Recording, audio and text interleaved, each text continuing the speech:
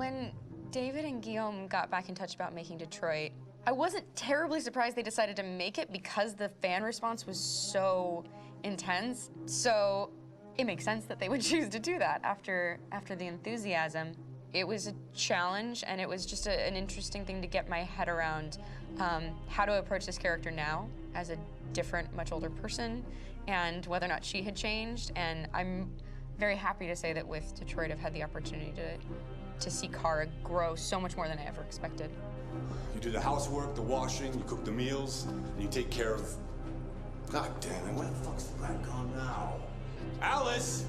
Alice! I mean, she starts out essentially how she does in Kara in a very, not robotic, but, you know, android, other way, and getting to take this journey where she becomes more and more human as it goes on. You know, and as an actor, that's a wonderful exploration in every way, whether it's how she sits, her posture, how her voice changes, how emotions change, and how much emotion is based on things like empathy and social experience. And so having, you know, as much material as I got with David to have this huge, nuanced arc was really incredible. Why couldn't we just be happy?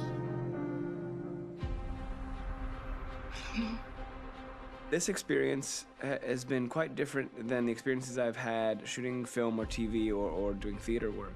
I have 83 dots on my face and a really flattering black wetsuit type thing, and you're jumping around with props, and it's kind of like being a 10-year-old imaginative kid, which is fun. There's 80 cameras around us. It's already lit.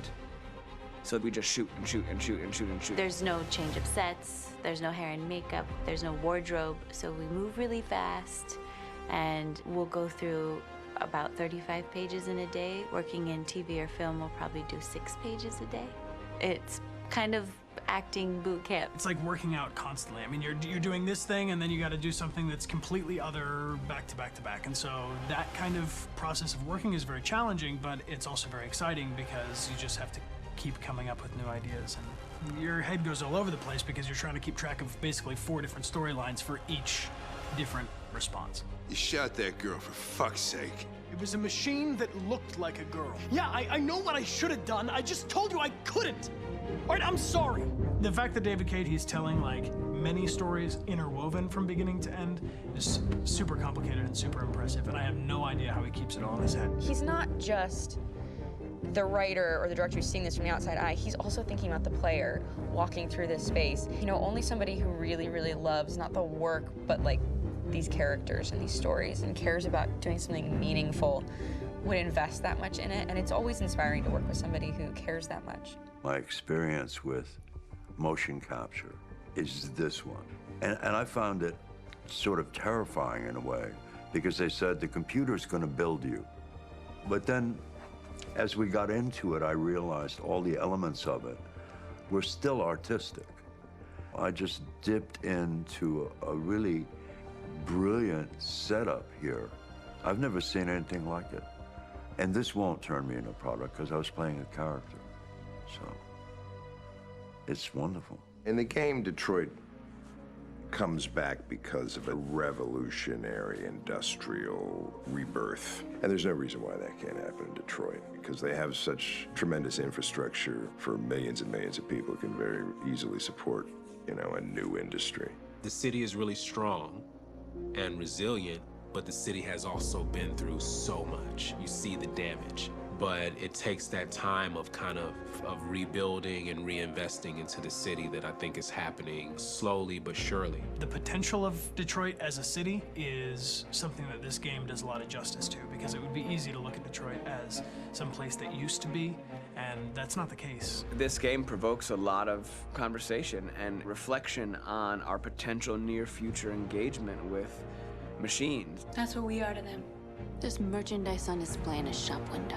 I think that a group that feels marginalized, feels like they deserve and have earned access to themselves and the environment around them, and are trying to figure out a way to articulate how to get freedom. What was I designed to be? Their slave? Their toy? It plays with your comfort levels. You think that this is fine, you're comfortable with it, until something blurs the line and throws you off, and now Do I feel differently about it? Whether this should be allowed, should it be banned, should it be encouraged? You're gonna ruin our lives, and for what? For a bunch of machines? They are not machines! They are alive! I'm alive! You're alive! They're nothing! There are lots of comparable comparisons to any type of persecution of religion, race, etc., dating way back.